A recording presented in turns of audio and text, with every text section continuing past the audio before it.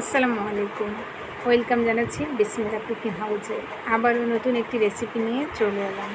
আজ তৈরি করে দেখাবো গরুর মগজ ভুনা। টিপস সহ রেসিপিটি শেয়ার করেছি, আশা করছি সবার কাছে ভালো লাগবে। চলুন তাহলে দেখে নিই। মগজ ভুনা তৈরির জন্য আমি এখানে একটা গরুর মগজ নিয়েছি। প্রথমে মগজটা খুব ভালোভাবে পরিষ্কার করে নিয়েছি, আর এই কাজটা আলতো হাতে করতে হবে।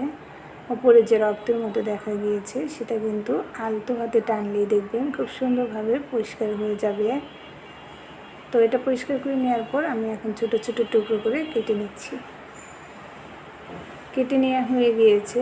এরপর চুলার একটি কড়াইতে আমি পরিমাণ মতো তেল দিয়ে দিচ্ছি। তেলটা গরম হওয়ার পর এর মধ্যে দিয়ে দিচ্ছি হাফ কাপ পেঁয়াজ কুচি। পেঁয়াজটা হালকা ভেজে নিতে হবে।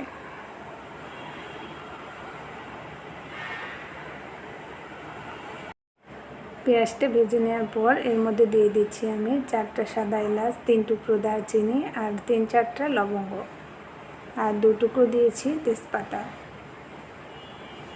এর পর্যায়ে দিয়ে দিচ্ছি 1 চা চামচ আদা বাটা, 1 চা চামচ রসুন বাটা। আদা রসুনটাও ভালোভাবে ভেজে নিতে হবে।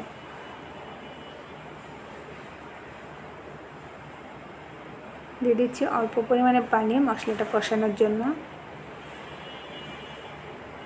এরপর অন্যান্য মশলাগুলো দিয়ে দিব। এখানে আমি হলুদের গুঁড়ো নিয়েছি হাফ চা চামচ, জিরার গুঁড়ো হাফ চা চামচ ধনিয়া গুঁড়ো আর 1 চা চামচ দিয়েছি লাল মরিচের গুঁড়ো। ঝালটা একটু বেশি দেবো, আপনাদের মুখের টেস্ট অনুযায়ী দিতে পারেন। তবে মগজ ভুনায় ঝালের পরিমাণটা একটু বেশি দিলে খেতে ভালো লাগে। এখানে একটা টিপস আমি আপনাদের সাথে শেয়ার করছি, আর তা হলো মগজ ভুনায় কিন্তু মশলার পরিমাণটা বেশি দেওয়া যাবে না। বেশি মশলা দিয়ে রান্না করলে এটা খেতে ভালো লাগবে না। তো আমি এখানে দিয়ে দিচ্ছি স্বাদ মতো লবণ, আরও কিছুটা পানি দিয়ে মশলাটা খুব ভালোভাবে কষিয়ে নিয়েছি। মশলাটা আমার কষানো হয়ে গিয়েছে। এই পর্যায়ে আমি মগজটা দিয়ে দিচ্ছি। আলতো হাতে 2-1 মিনিটের মতো একটু কষিয়ে নেব।